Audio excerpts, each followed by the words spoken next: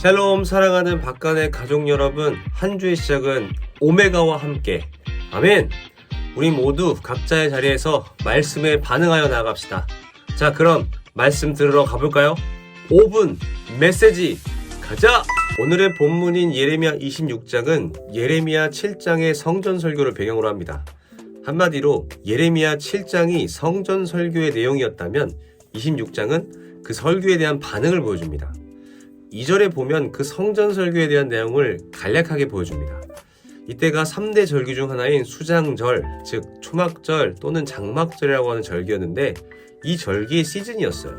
이스라엘 백성들은 절기에 이스라엘 성전에 모이는 전통이 있습니다. 그래서 그 모든 이스라엘 백성이 성전으로 모일 때 성전에 모이는 사람을 향하여 외치라 라고 하나님은 예레미야에게 말씀하신 것입니다. 그 대신 한마디도 감하지 말라 라는 당부, 경고를 하셨습니다. 왜 그러셨을까요? 그 이유는 예레미야가 전하는 메시지 때문입니다. 오늘 우리에게 주시는 하나님의 말씀도 이와 같습니다. 4절부터 6절은 예레미야의 메시지를 요약해서 보게 되는데, 즉 하나님의 말씀에 순종하지 않으면 심판이 있을 것이라는 경고를 보냅니다.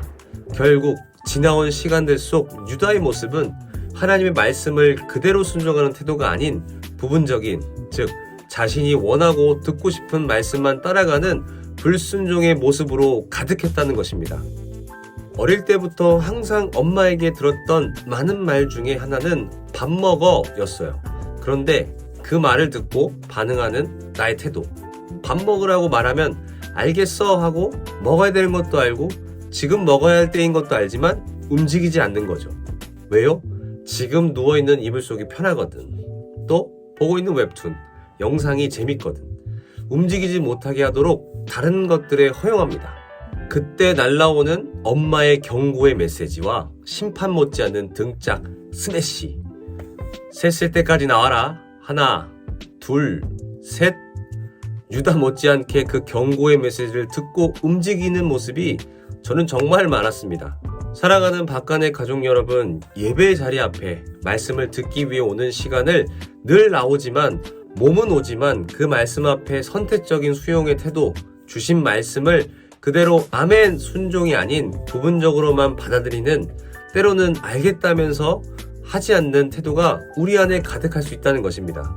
사람들은 대부분 자기의 필요한 말씀과 듣고 싶어하는 말씀 중에 자기가 듣고 싶은 말씀을 선택합니다. 자기에게 필요한 이야기는 왠지 무섭고 아프거든요. 그래서 하나님이 나에게 하신 말씀보다 점점 내가 듣기 원하는 말씀만 듣게 된다는 것입니다. 오늘 오메가의 제목처럼 나를 향한 하나님의 메시지를 들으러 온 것인지, 아니면 내가 듣고 싶은 말씀과 받고 싶은 말씀을 선택하는 마치 마사지를 받으러 오는 사람들과 같진 않은지 정말 우리 스스로 점검하고 회개하길 원합니다. 때로는 어떤 말씀은 불편하게 느낄 때가 있습니다. 그러나 모든 하나님의 말씀은 나를 향한 축복이자 사랑의 메시지임을 믿으시길 축복합니다. 사랑하는 자녀를 향한 아버지의 음성 앞에 때로는 쓴소리일지라도 그 말씀을 듣고 돌이켜 축복으로 나아가는 박간의 가족 여러분들 되시길 축복합니다. 여러분, 마사지가 아니라 메시지 받으러 갑시다. 여러분 사랑합니다.